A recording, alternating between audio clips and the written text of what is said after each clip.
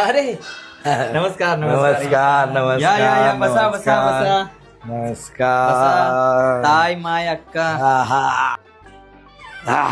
बसा तोपर्यंत मी चहा घेऊन येतो तुम्हाला. हा हा चालेल. तनू माझ्या कामावरचे मित्र आलेत त्यांना चहा बनव ना. तुम्ही कशाला चहा सांगितलं? एक तर घरात साखर संपली. काय करू मी? एक काम कर तू फक्त चहा बनव पुढचं माझं मी बघतो. ठीक आहे. A few moments later. हे घ्या चहा.